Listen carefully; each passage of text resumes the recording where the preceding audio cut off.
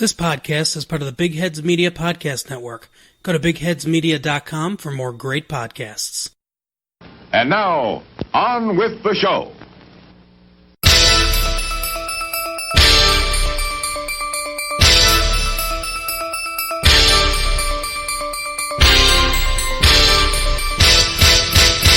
Hey everyone, welcome to We're watching here.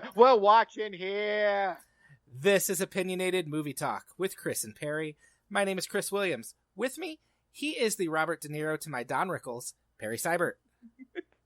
I would have settled to be Alan King. Just to be clear, I would have gladly taken Alan King to your Don Rickles. But that's I'm more than happy to be De Niro. How are you doing, Perry? Good.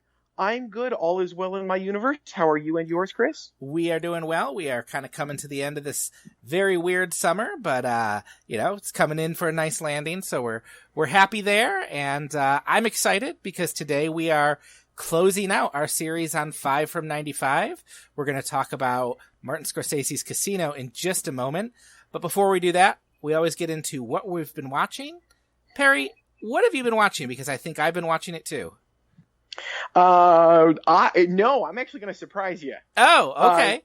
I might have watched what you were watching. I have no idea what you're going to say. But, so it's been a new monthly habit in my life. One of the most exciting days of the year is the first of the month, when I get to see all the things that are leaving Criterion Channel at the end of that month. Okay. So I make a giant list of all the things that I know I can't afford to miss. And I caught up with something that it is truly shameful I have not seen it to this point.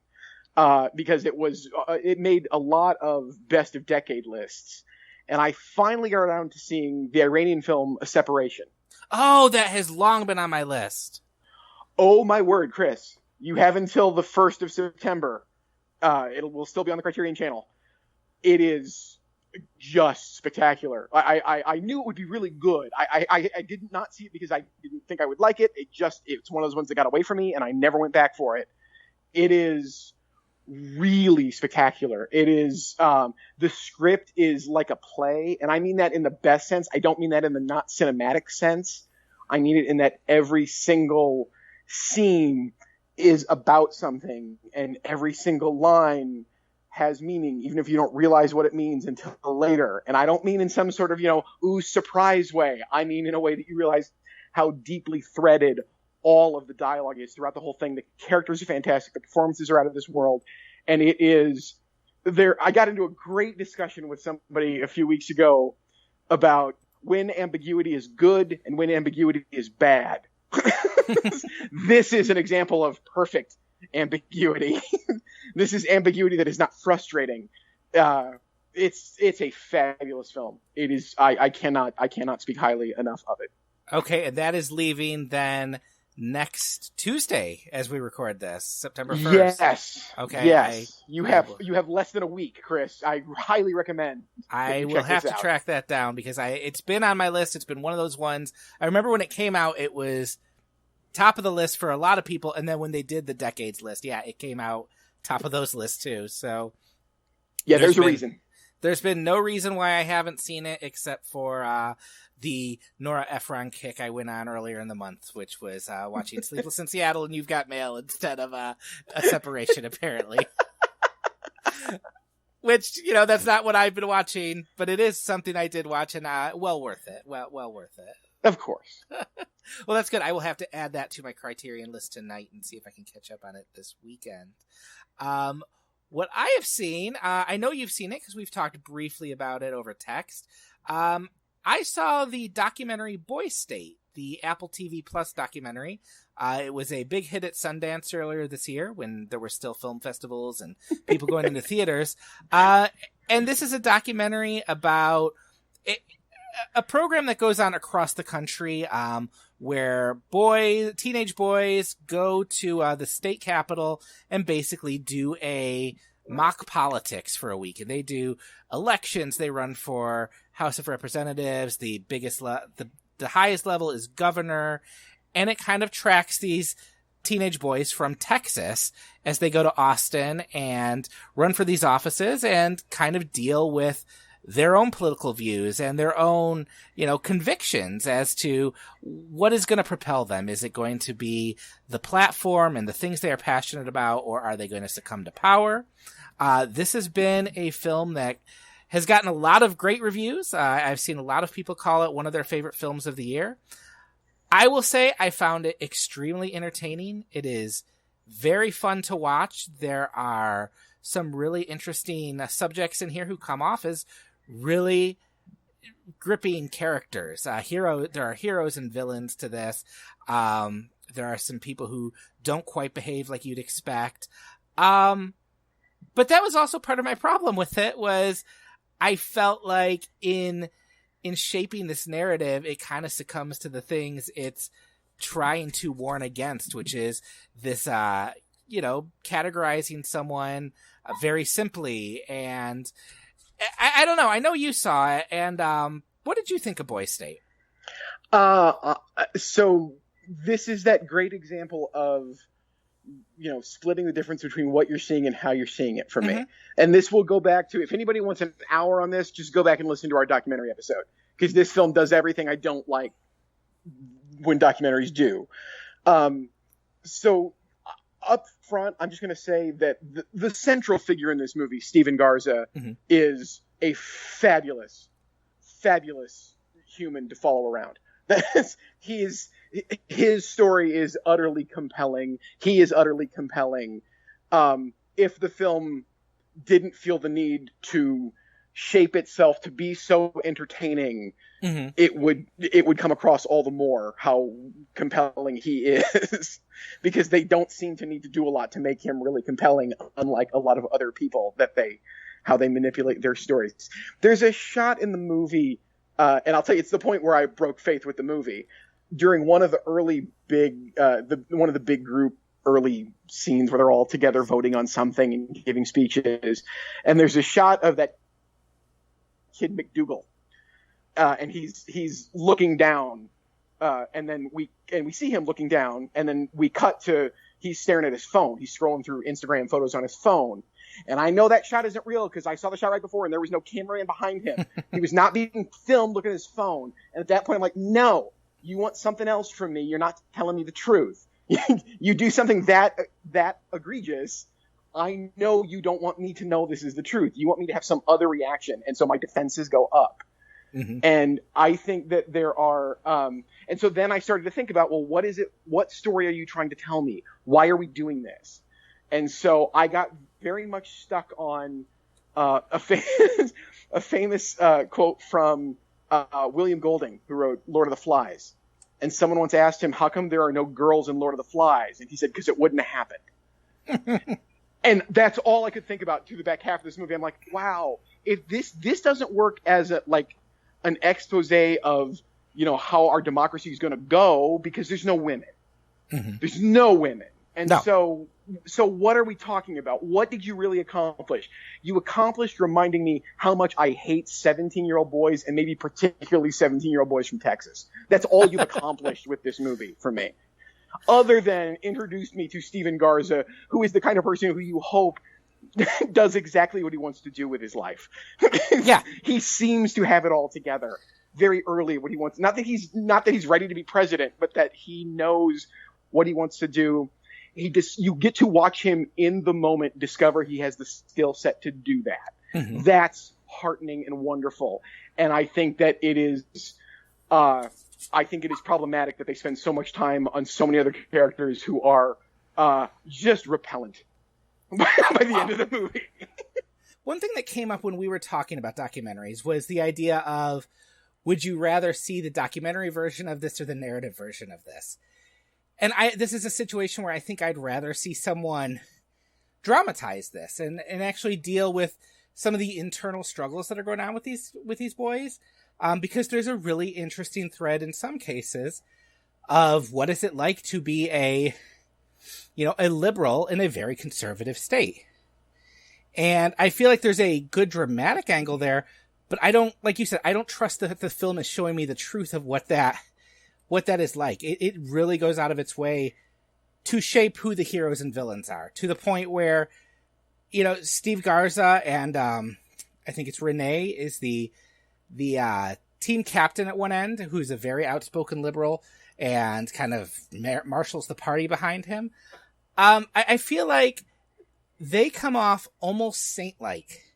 And then the other characters or subjects who are, edited a certain way are very villainous and very treacherous.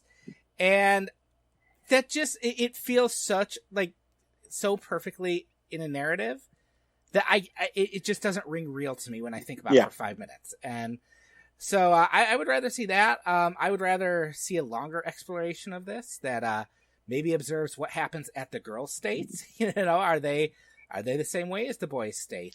Yes, agreed entirely. Is there a boys state? How does boys state in Texas differ from boys state in Delaware? Because if we're saying this is the future of our nation, Austin's not indicative necessarily of our nation. Texas isn't, indicative of our entire nation. And I feel by focusing on this one boys state, this particular boys state, it lays a claim that I don't know that it can back up. Yeah, and on top of that, I have two other really serious qualms with it. One is that these kids are 17. Mm-hmm. Who's okay? Did parents okay this? And if they didn't, you have a responsibility not to portray kids this awfully. I think it's really, really kind of, I find it morally questionable. I'll be kind and use the word questionable. What they do, how they choose to propose to make some of these kids look, I think is I find it irresponsible. Even if a 17-year-old agrees to it, I don't think that that's worthwhile. It's another reason why, I'm agreeing with you. A dramatized version of this would probably play better. Yeah. I think that would just be a much better, more helpful exploration. But we're in the minority on that. I mean, Boy State's available now on Apple TV Plus. You can check it out and see if you agree with us or the people who are wrong. And if nothing else, it shows you whatever you think of Dazed and Confused and Everybody Wants Some, Richard Linklater knows exactly what 17-year-old Texas boys are like. Yes, they are right out of those movies. Robert McDougall wandered in off the set of Everybody Wants Some. It just seems he fits so perfectly. It's as if Richard Linklater and Ashton Kutcher had a child. There it is. That is terrifying. Yeah. Well, we're going to move on to some more morally questionable things. We are going to conclude our miniseries, 5 from 95. We have talked about 7. We have talked about Smoke. We've talked about 12 Monkeys. And we've talked about... What am I missing? Mallrats. Thank you. Oh, I really wanted to forget Mallrats. Mallrats. I don't know what that was. I'm sorry. Whoa. I really wanted to forget Mallrats. But yes, we've talked about those. If you haven't listened to them, I recommend you go back and listen to them. They're fun episodes. A lot of times you get to see us kind of come to terms with a movie in real time on it. I thought the 12 Monkeys one was a lot of fun. But today we are closing it out with Martin Scorsese's 1995 epic Casino. Perry, I guess why don't you take it away on this, because this was your choice. You are our resident Scorsese disciple. And so why don't you take away? Why did you want to choose Casino to close this out? For a variety of reasons. I love it. I think it's great. It opened Thanksgiving weekend, the same day that the first Toy Story opened. Oh, wow. To give you some sort of perspective of where American filmmaking was in November of 1995. And I also think it would be, I was excited to talk about it with you most specifically because I know everybody pairs De Niro and Scorsese, rightfully so, but Casino was the last time they'd worked together before The Irishman. and that's a span of 24 years. And if you go back 24 years from Casino, it's 1971 and they haven't worked together yet. So I think it's really good to sort of, it puts in stark relief how much both of them have evolved over the last 25 years. I can't believe Casino's a quarter century old. I'm so old now, Chris. I'm so old. So that was all the reasons why I was very excited for you to see it and to talk about it with you. And I truly didn't know what your reaction to it would be. Yeah, I will say first off, I avoided this movie for a long time. And not out of any aversion, like I didn't want to see it. It was more, I knew that it came out 5 years after Goodfellas. I knew Nicholas Pileggi was the screenwriter of this. It's much the same cast as Goodfellas. And so it really, to me, I was kind of worried that, oh, it's a retread. It's Goodfellas Part 2. Or Goodfellas Part 3 if you count My Blue Heaven as Goodfellas Part 2. The Dr. Strangelove to Goodfellas fail-safe. Or flip those, I guess, really, artistically. But tonally, this is an interesting show to do. All right, we'll table that for later. So I had kind of just held off on this one because I part of my thinking was, well, if I'm going to catch up on Martin Scorsese's stuff, I've already seen Goodfellas, so I can probably wait a bit on Casino because it's probably a lot like Goodfellas. And then my wife, I've talked about this on the last one. She, when we started dating, I remember her talking about seeing Casino and it being the most horrifying movie she had ever seen. The violence was just so disturbing.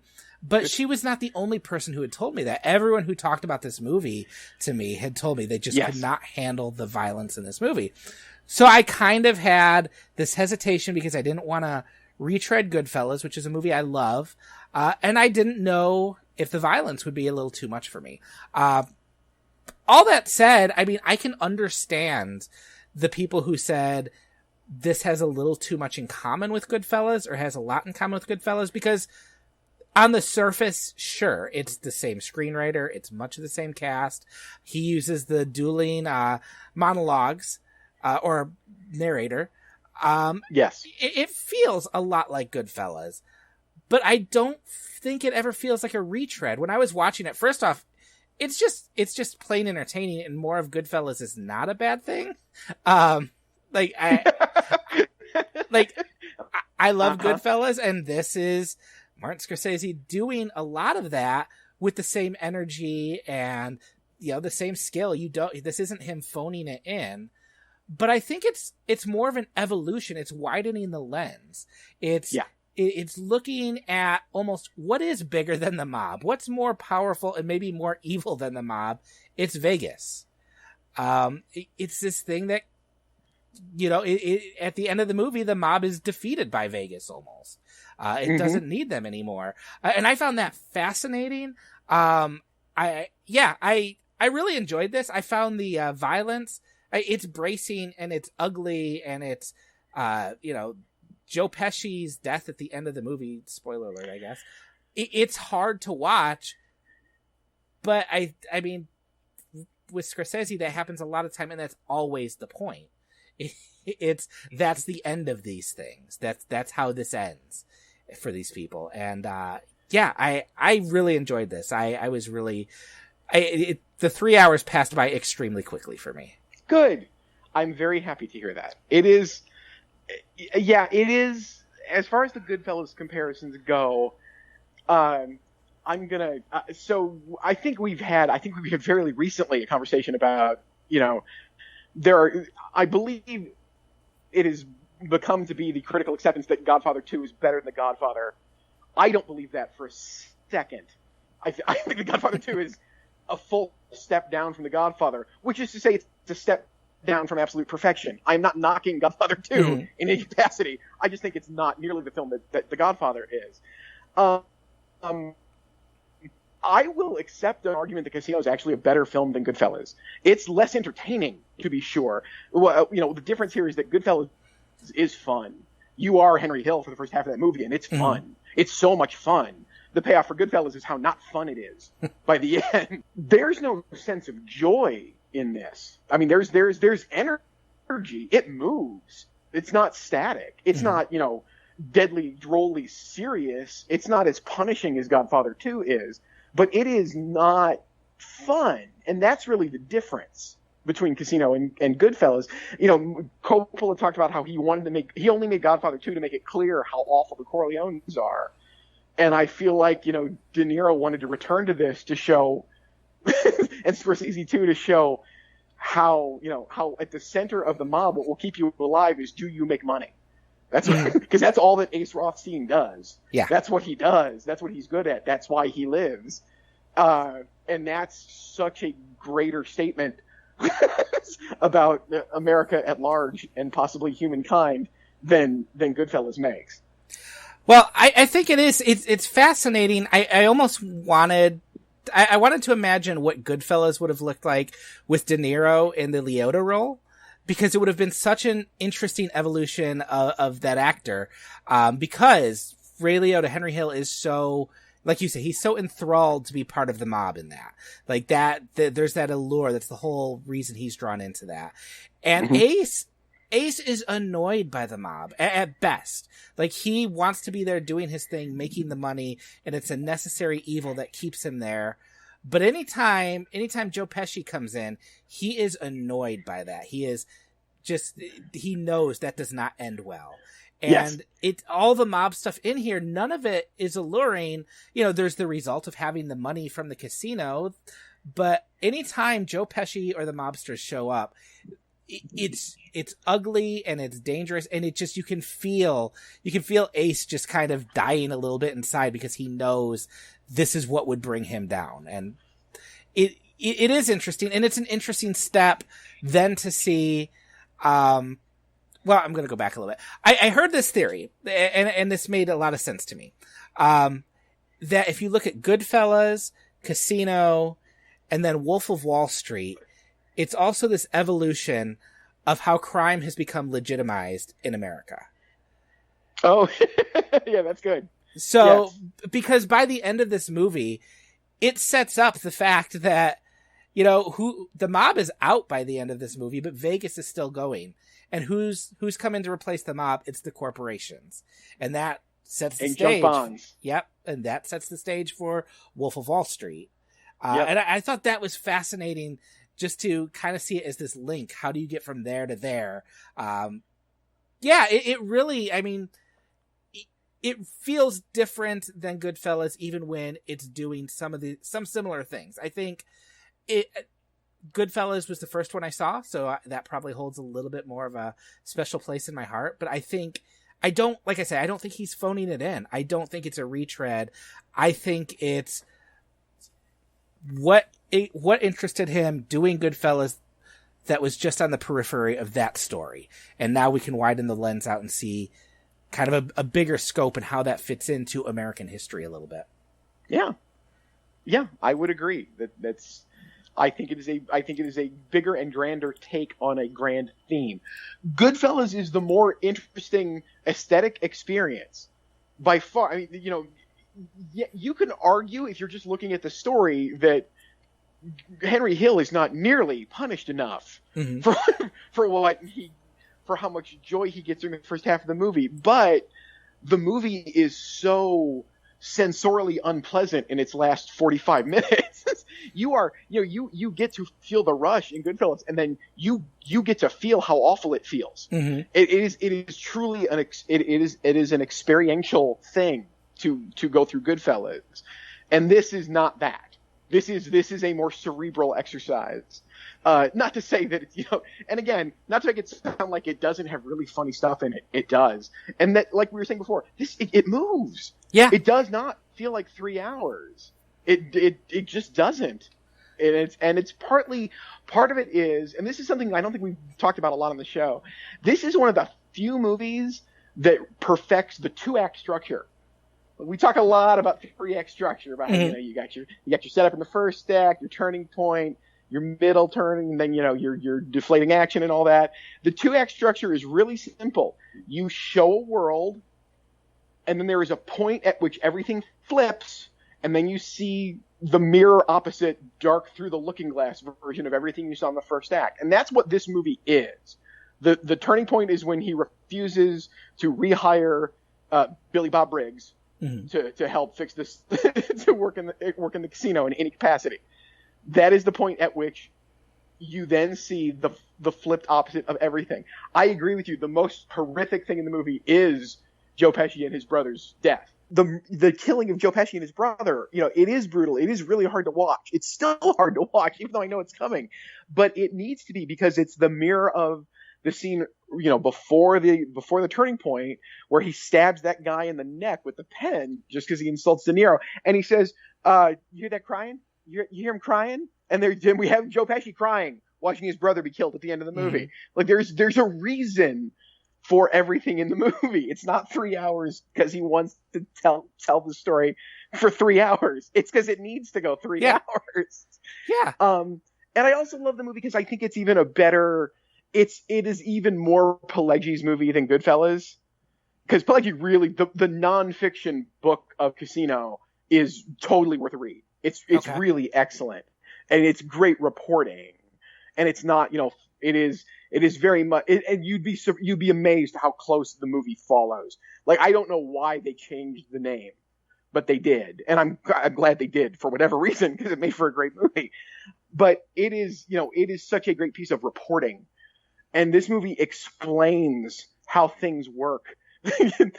In that case, just like Goodfellas, some of the fun of Goodfellas is finding out how the day-to-day operations of the mafia work.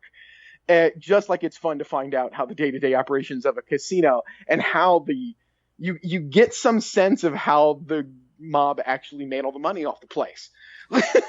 Yeah. Which is, I couldn't explain it, but I know. I feel like I know after seeing the movie, and that's a great feeling. Well, there's two great sequences that I really stuck with me, and they're both kind of early in the film. And the first explains that, how they staff the casino and look the other way when the guy walks into the count room and then walks out with the bag of money. And that's, again, like you said, I couldn't explain everything that's going on there, but I get it. Like, I understand what they're saying.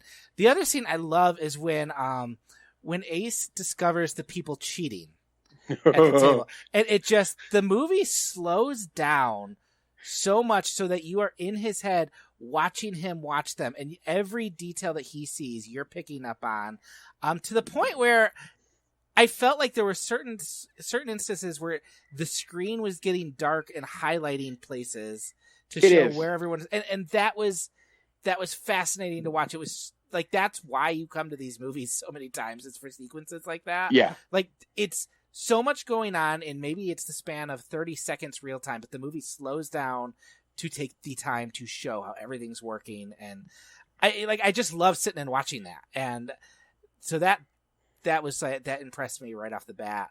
But then, like Goodfellas too, there are just the little episodic moments that are so bizarre, and yet they're funny, and they're funny like they fit in this world, like where the plane lands on the golf course right outside Ace's house as he's being interviewed. Yes. Like, I found that was fun to watch. My favorite is the sequence in which we find out, as if we haven't understood Ace Rothstein perfectly to this point, as if we didn't understand the control freak nature of Ace Rothstein, the meltdown and demanding that every blueberry muffin have the same number of blueberries in it is so funny. And still to the point, still on character. It's so good. Yeah. I really like watching De Niro in this so shortly after seeing The Irishman. It's interesting because in many ways he's not as passive a character as he is in that, where that character is kind of, I'll just do it, just tell me, just whatever. But he's very much detached in certain ways. He wants to just, like, he just wants to be doing that job and recognized for doing that job. And, Joe Pesci comes in and messes with all of that. But it's also, there's this really sad thread in the relationship he has with Sharon Stone, where he knows this is a woman who doesn't love him except for what he can give her. And he kind of is okay with that. And so he's just giving her, basically buying her presents with that. I really like Sharon Stone in this as well. It's the best part she ever got. She knows it. My favorite story about the making of the movie is they were setting all this up, and then and Marty wanted more money to make the movie, as he always does, and then they signed Sharon Stone, and Universal doubled the budget of the movie because he got a real movie star at the time to be in it. She got her Oscar nomination. She doesn't not deserve it. I think the part's fine. I don't think it's I don't think it's as interesting as Lorraine Bracco's character in Goodfellas. No, and I don't think there's anything to play there other than someone who is in the nuclear war sense a cockroach, someone whose only point is survival. She really doesn't have anything else to play. And I'm not saying Sharon Stone gives a 1-note performance. Not at all. I think it's a very good performance. I just think the character is not terribly interesting, and I don't know if that's because the movie is so, you talk about the two voiceovers, but the two voiceovers are, De Niro and De Niro's Ace and Joe Pesci's Nicky. Mm-hmm. It's not Ginger. No, and we don't get Ginger's view at all. We see Ginger as Ace sees her. Yeah, I would have liked to have her having that voiceover the way Lorraine Bracco did in Goodfellas. I think that would have rounded out the character. I think she's good though. I like the performance, but she's playing what she's given. Yeah. What else you got on this one?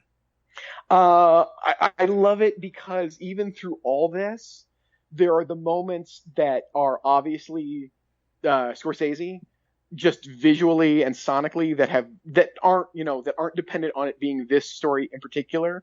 The true thumbprints, and my favorite moment of that is after the sequence where he sees Ginger for the first time, which is on a screen, right? It's one of the security cameras captures her giving a guy a hard time after she expects a cut of the money that he won at the table.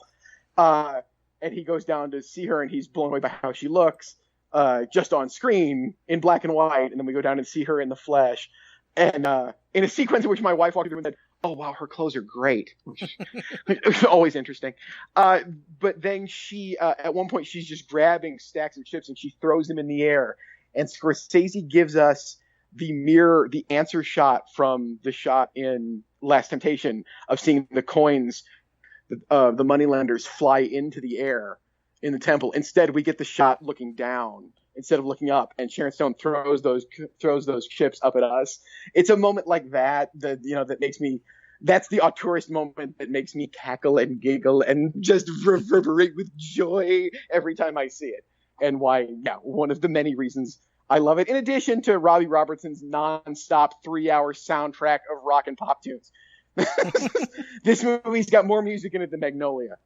I'm convinced it has more music in it, note for note, scene for scene, than Magnolia. And that's saying something.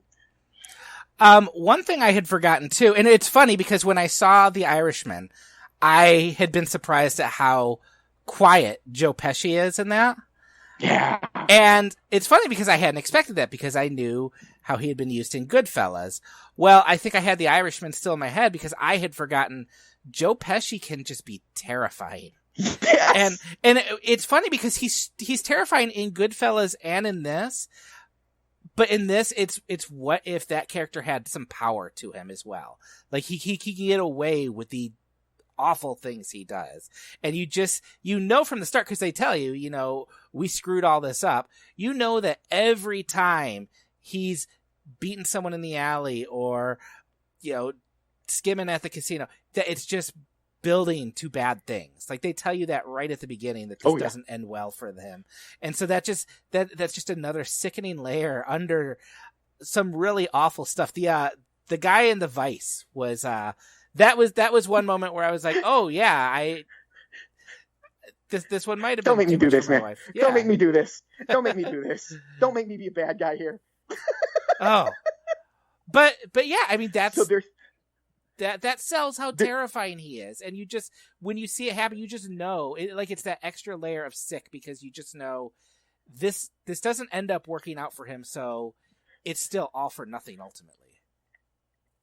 There's a story, I have no idea if it's true. I saw somebody, a film person I sometimes see tweets by, posted this and said that that at some point when Scorsese was editing this, Spike Lee came to visit. Spike Lee dropped by during the editing, and that they spent 20 minutes just screening the full version of that scene, which is not in the movie. This is infamously the movie. Infamously, this is the scene that was cut from the movie in order to let a lot of other violence go. Like, they knew they needed some incredibly gory piece of violence that they would sacrifice in order to keep all the other stuff they knew they needed and wanted.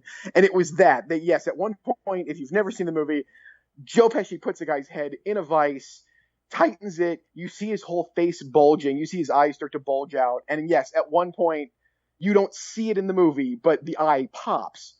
And the story goes that Spike Lee and Marty are watching this over and over, cackling like schoolboys. It's just ceaselessly funny to watch the gag over and over and over, because it is a gag.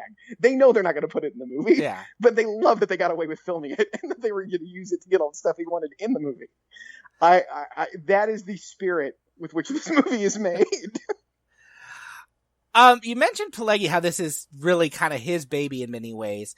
And it makes me think back when the one issue I had when I started, and it worked itself out the more I thought about it, was the narration seemed a little bit off to me. When it started, I'm like, De Niro and Joe Pesci are both, their narration just, it's not like Goodfellas where it's very, passionate and excited. It's very matter-of-factly, very almost...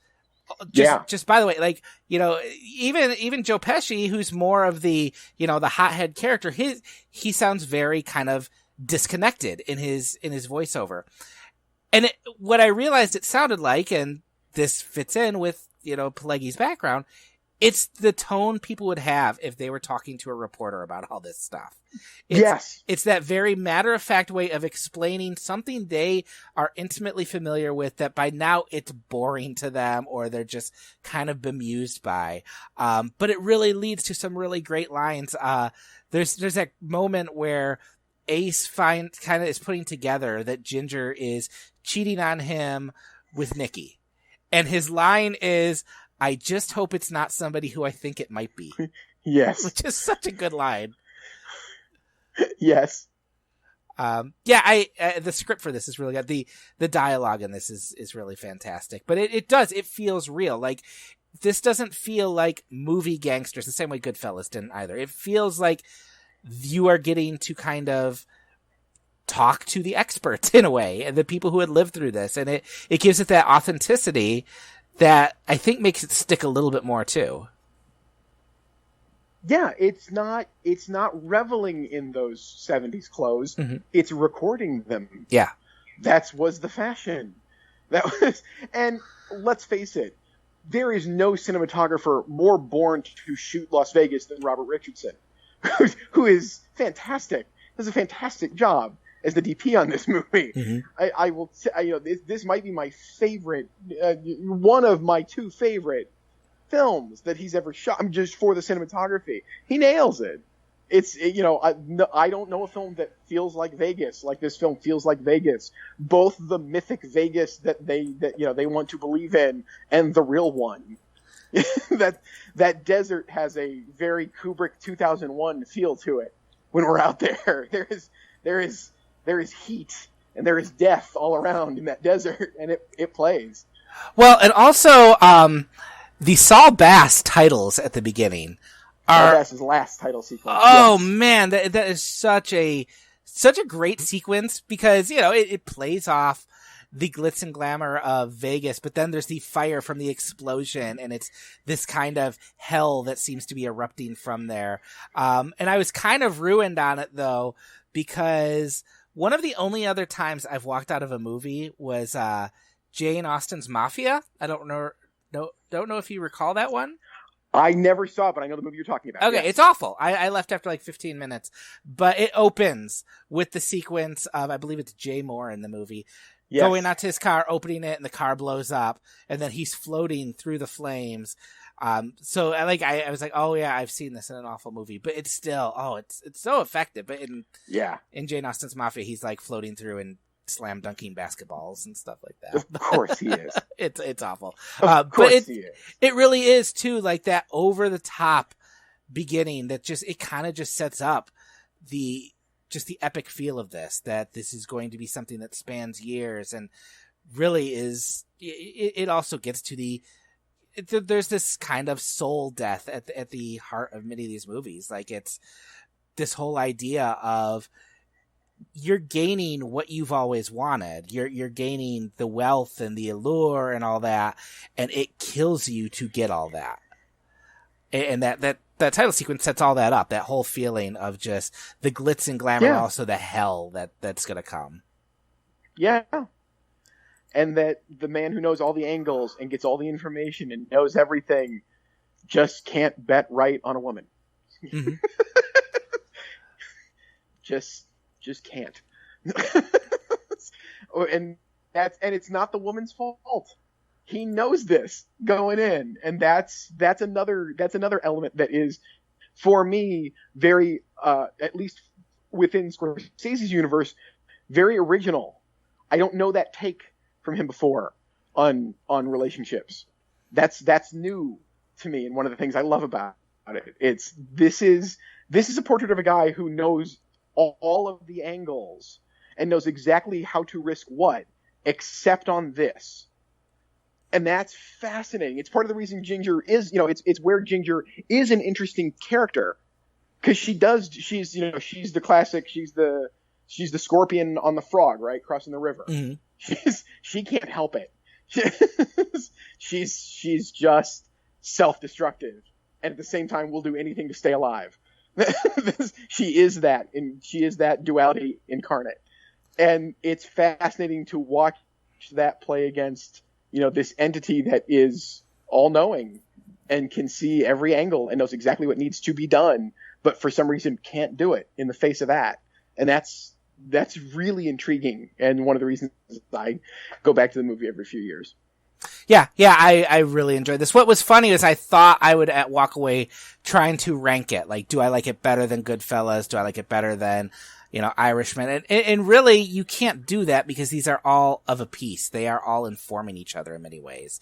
And Goodfellas gives way to Casino, which then gives way to Wolf of Wall Street. And I found it just fit nicely with all these movies that I already loved.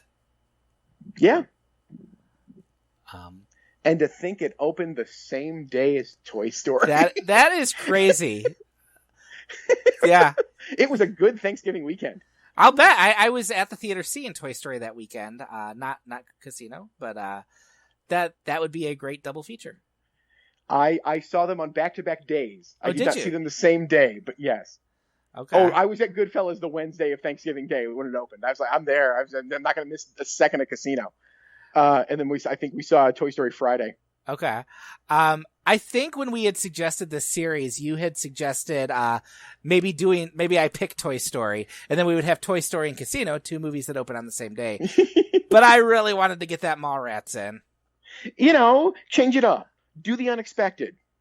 Oh, I regret the Mallrats one. Do you have anything else on Casino? I'll get just a couple more things, just because I'm not thinking about it, and I love it. I love you can see how much Paul Thomas Anderson lifted from Casino and Goodfellas for Boogie Nights now. Mm-hmm. There are straight absolute shot sequences right out of Casino in Boogie Nights.